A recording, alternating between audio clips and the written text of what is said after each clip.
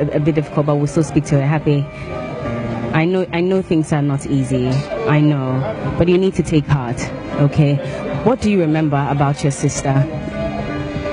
She was my friend. She was my friend. She was a sister I never had because we are only two. I've got another brother, myself, and her. So she was the one I could tell secrets to. She was just a human. Yeah. You couldn't take that away from her. Nothing could.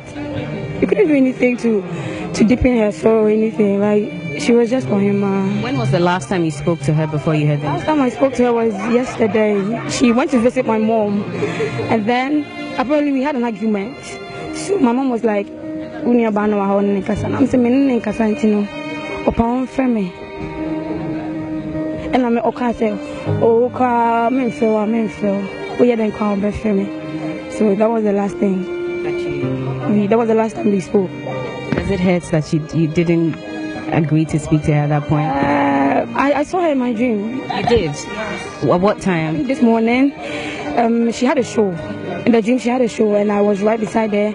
So right after the show, she was performing, and she saw me. I was in the crowd, and she saw me, and then she stopped performing. So everybody was looking at her, the direction she was looking while she stopped performing. So right after the show, she walked right up to me, and she was like, "Happy young coffee." I was like, "Oh, you might feel me because you're having a show." But then she was saying it with so much joy. Young coffee. I was like, okay, the dressing which I'm in wasn't really cool, so would you only kind? I remember. If only I had known, I could have just said, "Oh, don't train me," you know. And it really pains because just maybe if I said, "I won't train me," Kobe train me. But then because I told her to take the lead, she took the lead. But she was supposed to wait for me. She had to wait for me because she had to wait for me. And I believe that God knows why He let this happen, and you have to remain strong, right?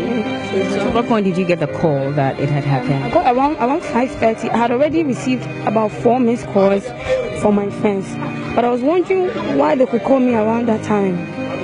So around 6, that was when I received the last call. They were like, "Have you heard the news?" I was like, "News there," and they were like, "Oh, yes, oh, him in an accident." They didn't say they were like, "Oh, him in an accident."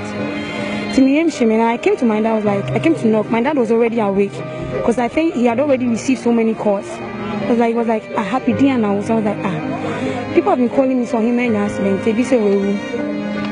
So then my dad's friend from the chain where she had the accident had come. I think called him, but like it is confirmed that Ohima is dead, and that there were about 4 people. I think she and her friend Frankie, a soldier and a driver. And it's interesting because it was actually her first time taking a ride to Sinyane. It's always a plane. She always goes with a plane, no matter the circumstance. She always goes with a plane. So it seems she knew she was going to die. She knew her because she did the unusuals. Because my mom is in Ghana. She'll be going back like 17th. Okay, so we knew that 14th February is my mom's birthday. Oh my God. Yes, right. And next week is her birthday. Exactly, 2 days after is my Ohime's birthday. So we planned that my mom would come to Accra and then we'll have a nice party for her, probably outside the house or something. So we didn't know why all of a sudden she'd be like, she sent a message to my dad and she was like, "Damn, person because surprise over here, you know." And my dad was like, I said, "Mommy, can birthday, but so you could come over." I'll be back for like 12. So she could come, then we celebrated. She was like, "There been person surprise, you know." She was so insistent, said, "I want to go and visit mom," you know, and she went. So she taking, apparently I thought she took a plane and I be do Kumasi, no, but I learned on the car. She went by road. So it's all good.